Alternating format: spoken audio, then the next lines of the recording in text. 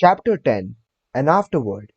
On reading the foregoing pages after they have been set up in type, we are impressed with the idea that in spite of our determination, as expressed in the first few pages, not to attempt to lay down a code or rules or a course of conduct which should be considered as an infallible guide to success, in spite of our vowed determination not to pose as a teacher or preacher, we have nevertheless managed to do considerable in the direction of laying down the law, so far as is concerned naming of things to be done or avoided. However, we feel that the advice given is good, and that the various examples quoted are calculated to arouse within the mind of the reader that the spirit that leads to success. And with this thought, we send forth these pages to those who may attract them to themselves, or who may be attracted to them, under the law of attraction. But we feel that we shall not have completed our task unless we once more remind the reader that success is not to be gained by a blind and slavish following of anyone's rules or advice, our own any more than any other person's.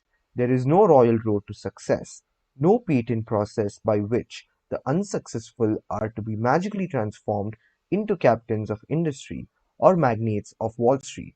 There is nothing more amusing or pitiful, according to how one views it, than the bulk of success talk given to the public by self-appointed teachers and preachers.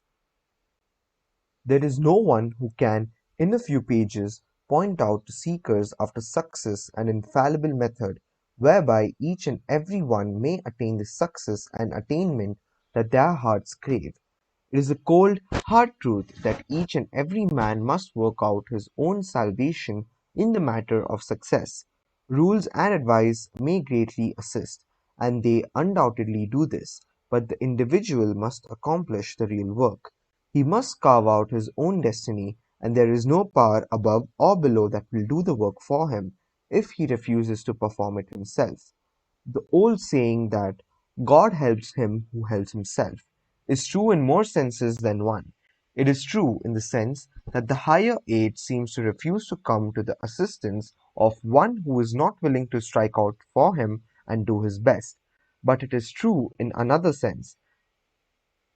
This aid does come to one who will throw heart and soul into the task set before him, and who will do each day's work the best he knows how, with hope in his soul, and a confident expectation of better things right ahead, around the turn of the road.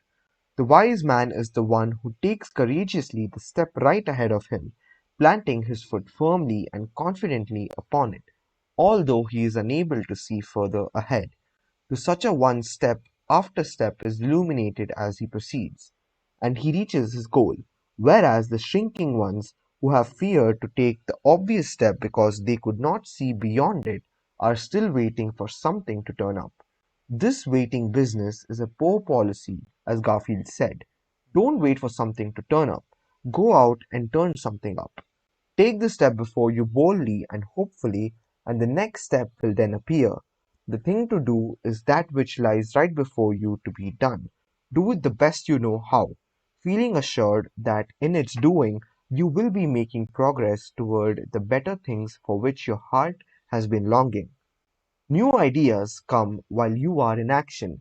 In the doing of things comes the inspiration for the doing of greater things. You can always get a better running start when in action, which will give you an advantage over the best standing start imaginable. Get into action and motion.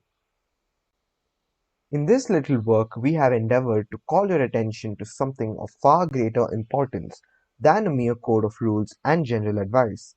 We have pointed out to you the glorious fact that within each of you there is a something within, which, if once aroused, would give you a greatly increased power and capacity. And so we have tried to tell you the story of the something within from different viewpoints, so that you might catch the idea in several ways. We firmly believe that success depends most materially upon a recognition and manifestation of the something within. We think that a study of the character and work of all successful men will show you that differ as they do in personal characteristics. They all manifest that consciousness of that something within them that gives them an assurance of inward power and strength, from which proceeds courage and self confidence. You will find that the majority of successful men feel that there is a something helping them, back of and behind their efforts. Some have called this thing by the name of luck or destiny or some such term, but it is all a form of the same recognition of an inward power that they are helped in some way, although they are not quite sure of the nature of the helper. In fact, the majority of them do not stop to speculate upon its nature. They are too busy and are content with the knowledge that it is there. This something within is the individual, the I in each of them, the source of the power which men manifest when they express it.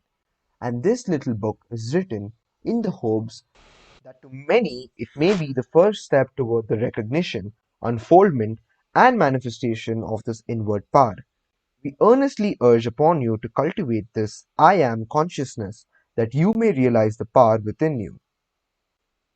And then there will come naturally to you the correlated consciousness which expresses itself in the statement, I can and I will, one of the grandest affirmations of power that man can make. This I can and I will consciousness is that expression of the something within, which we trust that you will realize and manifest. We feel that behind all the advice that we can give you, this one thing is the prime factor in the secret of success. The end.